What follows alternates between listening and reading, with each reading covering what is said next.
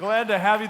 This is Easter Sunday. All over the world, Christians are celebrating the resurrection of Jesus, and we are delighted that you're here to celebrate with us. We'd love to have you back. Join us again. We do this every week.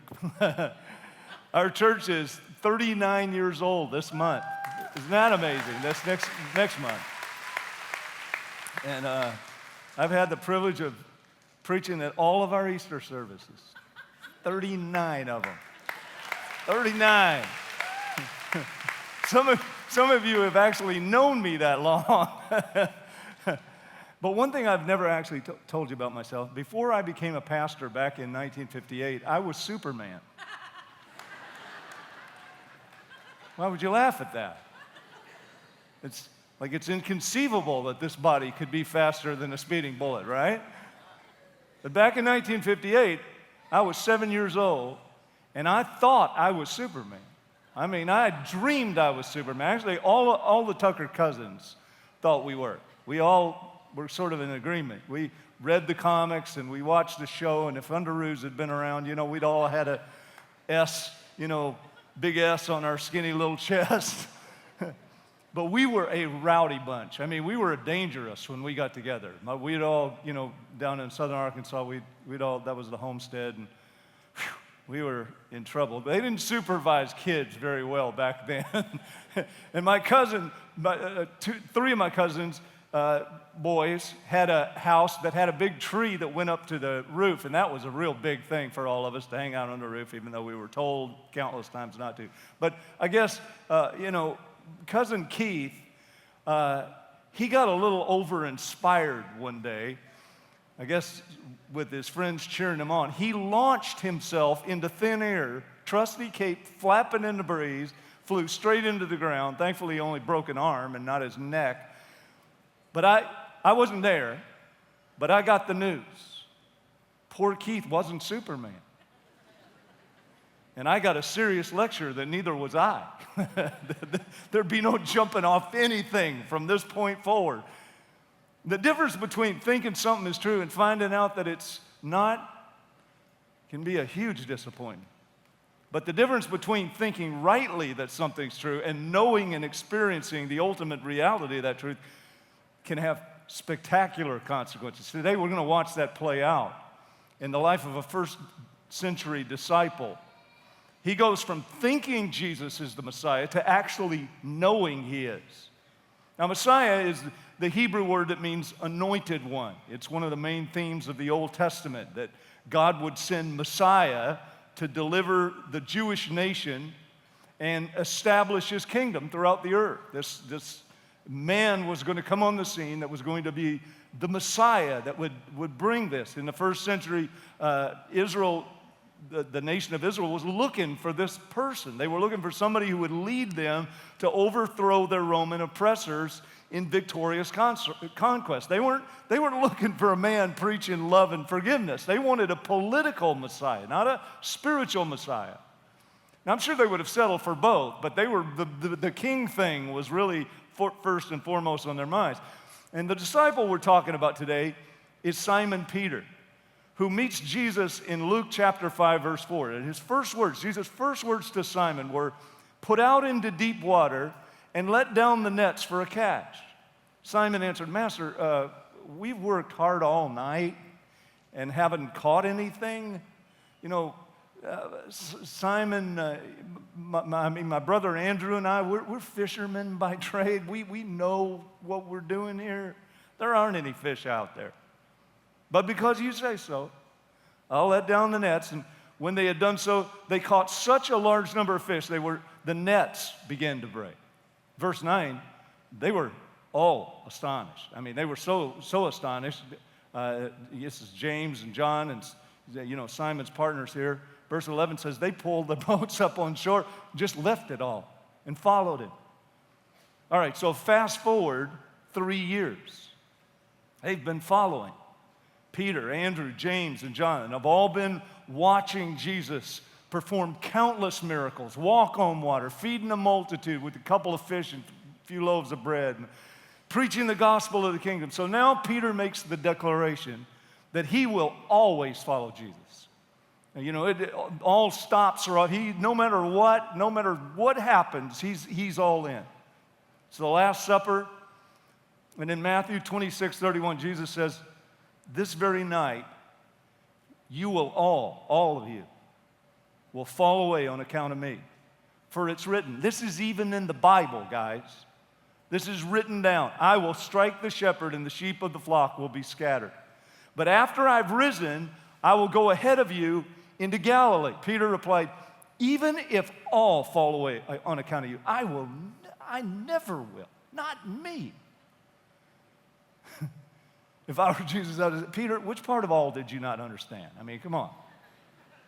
But, you know, patiently Jesus said, yes, Peter, even you are going to stumble. And he goes on to tell him specifically how. Verse 34, I tell you the truth. This very night, that's how long your commitment's going to last. Before the rooster crows, you'll disown me 3 times. But Peter declared, even if I have to die with you, I will never deny you. Seriously overestimating himself, wouldn't you say? But we can all relate. I'm going to show you how much. I'm going to ask you a 2-part question, but don't answer until you've heard both parts, all right? First, have you ever done something you wish you hadn't done and said, God, I will never do this again as long as I live? Got that in your head? Here's the second part. Then you did it again, right? How many of you have been there? All right, good. You didn't leave me hanging. It's pretty much all of it. We all relate. We all make that declaration. I promise, God, I promise you forgive me. I won't mess up this time. But then we do. And here's how it went down with Peter. And this is painful to me. I have empathy, and this just hurts to watch this. Matthew 26:69 says, now Peter was sitting out in the courtyard, and a servant girl came up to him. You also were with Jesus of Galilee. But he denied it before them all. I don't know what you're talking about. Then he went out to the gateway where another girl saw him and said to the people there, this fellow was with Jesus of Nazareth. He denied it again, this time with an oath. Now, the Bible doesn't tell us what that meant, whether he put his hand on the Bible and said, I swear to tell the truth, the whole truth, and that. But it's obvious by adding this oath, he's making this more than just a lie. This is serious denial. I don't know the man. After a little while, those standing there went up to Peter and said, surely you're one. Look at you. You have a southern accent where Jesus is from. You know, your accent gives you away. And then he began to curse and swear, saying, I don't know the man. Immediately, a rooster crowed. Can you imagine the knife that must have gone through his heart at this point? He said, Jesus, I will never deny you. Yeah, you will. You're going to deny me 3 times. No, Lord, not even if I have to die with you. Peter, you're not even going to make it till daybreak. You're going to do it for the rooster crows. And while he's denying them the 3rd time, boom, it happens. But Luke 22, this is, oh man, this is just the worst. Luke 22:60 adds just a few more details to this story. Peter said, man, I don't know what you're talking about. Just as he was speaking, the rooster crowed, and look at this. The Lord turned and looked straight at Peter. Ow. Courtyard's maybe 100 feet away. They're torturing Jesus. I'm pretty sure Peter's watching this whole scene. That's what he's there for. But now Jesus sees Peter. 2 men lock eyes. I mean, talk about regret. Can you imagine? I mean, he has got to be in agony. He is feeling like a total failure. He's done exactly what Jesus predicted he would do. Now, here's what was going on. Mark 15:17 says, they, being the Roman soldiers, put a purple robe on Jesus, then twisted together a crown of thorns and set it on his head, and they began to call out to him, Hail, King of the Jews. And again, they struck him on the head, driving the thorns into his brow, and spit on him. Falling to their knees, they worshiped him. Luke 22:64 says, and having blindfolded him, they struck him on the face and asked him, prophesy, who's the one who struck you that time? So when Jesus turned, Peter saw his black eyes and swollen nose and bruised lips and blood running from the thorns down his cheeks. He's looking eye to eye with the man he believes to be the Son of the living God. So he's got to be horrified, and on top of it, he's denied him now 3 times.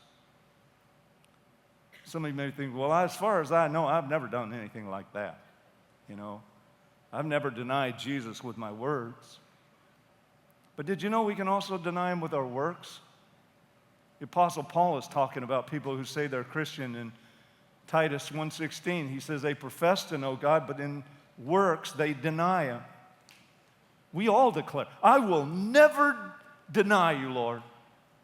But then we flake out, try to hide our faith, or we blow it big time and say, Lord, I'll never do that again, and then we do it again. So we can all relate to this.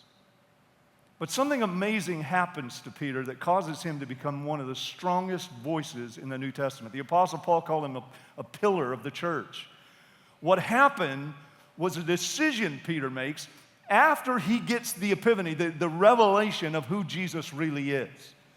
It happens after the resurrection, not the first time when he thinks Jesus is the Messiah. And he responds to the invitation, follow me. I mean, Peter walks away from his fishing boat. That's a big deal. But it was lacking something. This decision happens when he knows he is the Messiah. Because now he's risen from the dead. People don't do that. He's still discouraged. He's still upset with himself. He's still down about the whole denying business and the big blunder he's made. But he makes a statement that locks him on course for the rest of his life. Now remember when Peter first meets Jesus.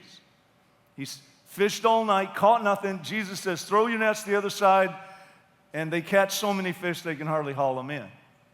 Now it's 3 years later. Peter's denied him. Jesus has been crucified. Peter's still beating himself up over the whole deal. Jesus is risen from the dead. He knows that. He's seen him. But he's not around. And so this is John 21, verse 3. Simon Peter said to the other disciples, kind of down, I'm going fishing. And they said, well, we're going with you. And the whole scenario sets up again. That night, they caught nothing. But when morning had now come, Jesus stood on the shore, yet the disciples didn't know it was Jesus. Now, this is not the only time that happened. So I'm assuming when you get a resurrected body, you can sort of morph or something. I don't know. Because this is interesting. I mean, these guys have been with him over 3 years, and they didn't recognize him, didn't voice or anything. So Jesus said, have you any food? And they answered him, no. And he said, cast the net on the right side of the boat, and you'll find some. So they cast, and now they weren't able to draw it in because of the multitude of fish. And Peter, flash of lightning, they're about 100 yards from the shore. Oh, come on, that's got to be him. He jumps in, swims to Jesus, who is already frying up fish for breakfast on the shore. Now, don't you find that interesting that Jesus does the same miracle twice?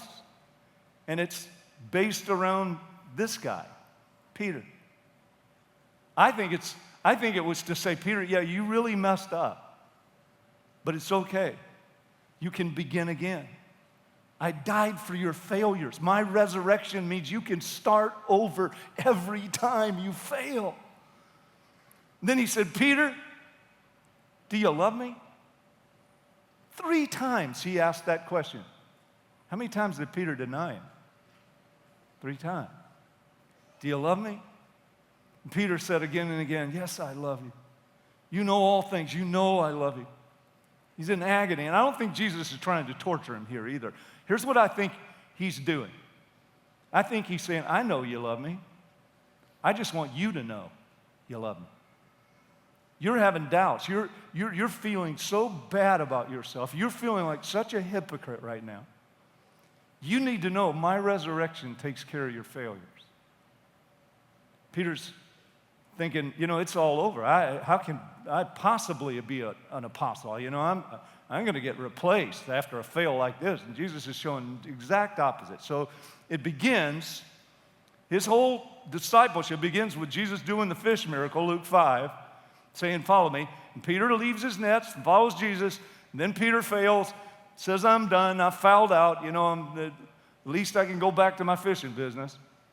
Obviously not cut out for ministry. I thought I was a lot stronger than this. I failed Jesus in his darkest hour. I saw him being beaten, and I just lied. So right in the middle of all this self-recrimination, Jesus shows up, and he does the same fish miracle. And he says, do you love me? You know I love you. I know you do. I'm asking this for you. I want you to understand that you can have a colossal meltdown. You can mess up big time and yet still love me. I want you to know that your weak love is still real love. I want you to know that you're not a hypocrite when you fail and you own it and you decide to follow me again. Your love still moves me. I'm telling you, that is the best news there is, because I know that is where some of you are right here this morning. You have messed up in some way and you just think, there's no way. You've just put yourself in the penalty box. You know, there's just no way. I will never be involved with Jesus. Jesus will never welcome me back after what I've done and what I got on my resume now. When I said I would never fail him, I would never do that again. Look at John 21:18. Now, this is so good because we've got such an example here. Jesus is again talking to Peter. He said, very truly, I tell you, when you were younger, you dressed yourself and went where you wanted. But when you're old, you'll stretch out your hands and someone else will dress you and lead you where you do not want to go. Jesus said this to indicate the kind of death by which Peter would glorify God. And for the record, that was crucifixion. He was crucified. Then he said to him, and here are those two words again, follow me. Peter, Jesus is saying to him, I need you to do this again. I need you to decide again. I need you to get up, brush yourself off, and recommit to follow me. And here in John 21, Jesus is saying, this time, Peter, you're going to make it all the way. This time, you're going to follow me all the way to the cross. Peter had heard Jesus say that many times. Matthew 16:24, if anyone would come after me, he must deny himself and take up his cross and follow me. He'd always told him, if you're going to follow me, it's going to mean death. I mean, it's going to be the cross. Peter knew the cross meant death, but now, he knows it means life after death. He knows that there's resurrection. So Peter starts following in Luke 5, but it's in John 21 that he makes the commitment to follow him all the way. After they arrested Jesus, Matthew 26:58 says Peter followed him at a distance. Then he denied him. But after the resurrection, Peter followed Jesus to the cross. And tradition says he even asked to be crucified upside down because he didn't feel worthy to die in the same manner the Lord died. Peter went from denying Jesus to preaching Jesus. And it started immediately when the Holy Spirit came. In Acts 2, suddenly Peter comes out of hiding and preaches to this huge crowd of people who had gathered over the wind, tongues of fire, and earthquake incident that happened there in the upper room. So there's this mass crowd around. Peter steps up and starts preaching. 3,000 people are converted on the spot and join the church, this fisherman guy. In Acts 3, it's Peter who says to the lame man, in the name of Jesus Christ of Nazareth, walk. And the guy jumped to his feet and began to walk. In Acts 4, it's Peter telling the high priest boldly, salvation is found in no one else, for there is no other name under heaven given among men by which we must be saved. By Acts 5, they're bringing the sick into the streets so that at least Peter's shadow might fall on some of them as he passed by. Crowds gathered from the towns around Jerusalem, bringing their sick, and all of them were healed. I mean, that's quite a transformation. The resurrection made the difference.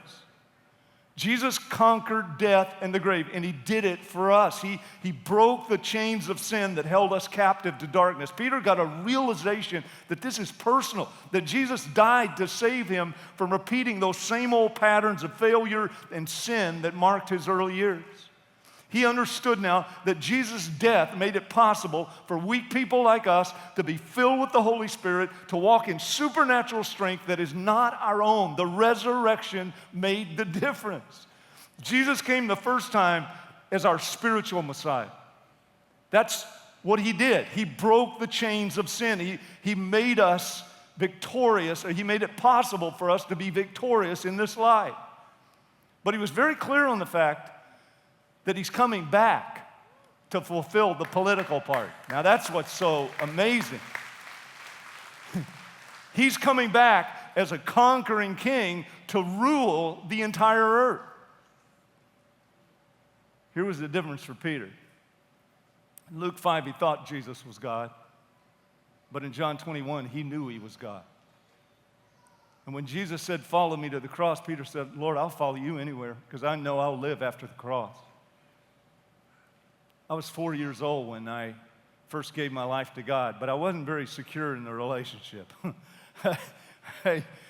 We had a little church, and I think I was in the altar getting saved every week, just pretty consistently. It was when I was 18 in the Army and very upset with God. I was angry at him for making my life miserable. That's what I thought. But I had an encounter with Jesus that turned my whole world inside out and right side up. I mean, it changed the whole trajectory of my life. I did think as a child that Jesus was the Lord, but after that encounter in the Army, I knew he was the Lord. And I didn't just think he had power to change my life. I knew he did. And I made a commitment to follow him that transformed me. I mean, counting up the other day, I've probably been in ministry now 47 years as a result of that transformation, as a result of that encounter. It was so profound. But I'll have to be honest, and I know this is going to come as a shock to some of you. Since that time, I've made at least a couple of mistakes. You're not buying it, are you? Way too many to talk about. And I've had to recommit to follow Jesus multiple times. I told you about 8 years ago where I had an encounter that really made a huge change in my heart. And I shed about 90 pounds over that next year. It's changed my health as well. Many times in my Christian walk, I've denied Jesus with my works. And I've had to go back to him and say, "Lord, you know all things. Even though I did that, I still love you. I really do. I mean, I know my actions don't say it right now, but I really do love you."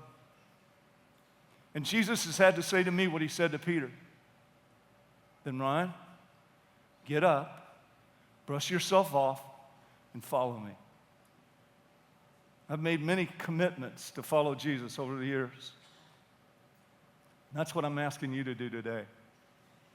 On this Easter, will you recommit to follow the risen Lord? Here's the reason I'm asking, because I know many of you are right where Peter was. There's an area of your life where you said, "I will never do that again as long as I live," and then you did it.